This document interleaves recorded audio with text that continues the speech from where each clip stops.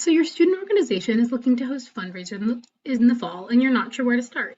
Here we'll be going over the different types of fundraisers you may put on, how to approach them, and what you need from the university and or any outside resources. Now we're going to be focusing on 3 types of fundraisers: sales on campus, Dine and Donates, and Venmo donations. Now what's being said in any of these 3 categories can be applied to any type of fundraiser you may have. Please be as creative as you want, but we're going to be focusing on these 3 because they're really great examples of what you need to know for each particular section.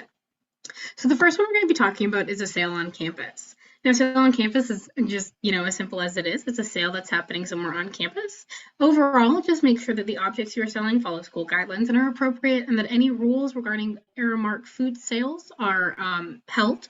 Now, overall, there are a couple logistical things to keep in mind. So the first one is requesting a money box. Please request a money box for the SSI 1 to 2 days before your fundraiser occurs. This is so that you have a real money box and it's easier for your organization to keep track of its funds. The second one, if you want to rent out a space, please use the 25 Live. It's linked in the description. To reserve your spot a couple weeks in advance. The later you wait to reserve a spot, the less likely there will be desirable options available. The third one is that if students are holding a fundraiser that requires tickets to be purchased, we ask that they utilize SSI ticketing services offered at the service center. Compared to other ticketing services, the SSI is cheaper and the funds go directly into the organization accounts, and we can reach a larger audience across campus. And the fourth one is you can always ask the SSI campus store for different donations. So if you're holding any fundraisers or raffle baskets, you can ask the SSI campus store to help spruce up those objects. Now, something you want to keep in mind is that all fundraised dollars must be deposited into an organization's SSI account. You cannot keep the cash that you've earned from your fundraisers in your dorm room, in your car. With the minute you have them, as you've collected all of them, please bring them immediately up to the SSI. Whether it's checks or cash or Venmo, you want to deposit them at SSI because they have to be deposited into your organization's SSI business account. So the next fundraiser we're going to be talking about is Dine and Donates. So this is after you've contacted that restaurant and you finalize your fundraiser. And this is where a portion of the money that's earned that night for that specific time when you go to that restaurant goes to your organization. Some popular Dine and Donates include Chipotle or Pliables or Couch Tomato. And here are some things to keep in mind. These are really logistical things. The first one is that the student orgs will be asked by vendors for their tax EIN numbers. This can be found at the link in the description, which is basically a form on the Westchester SSI website. The second thing is that all checks received from outside vendors must be written out to SSI followed by the organization's account number.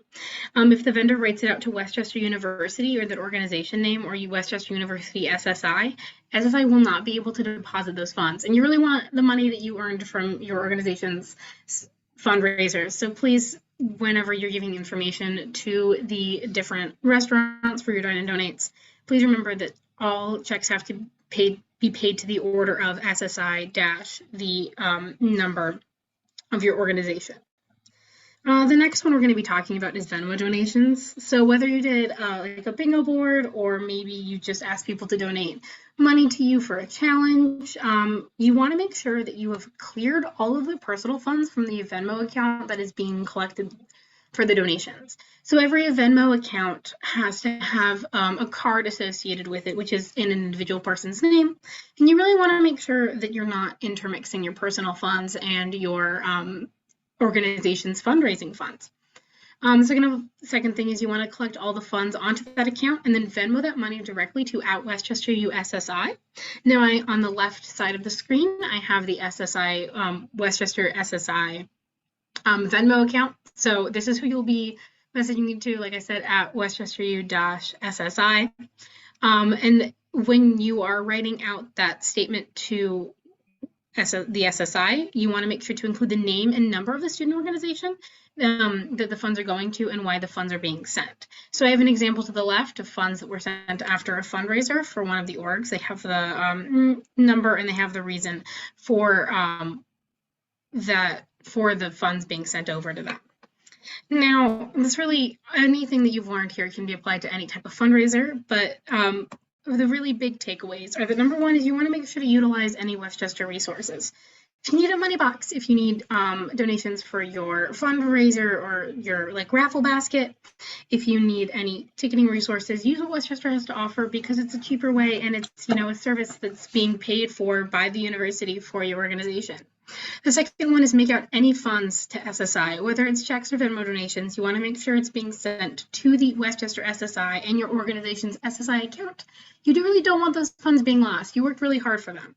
And the third one is that all funds must go into your SSI account, whether it's Venmo, whether it's cash, whether it's check.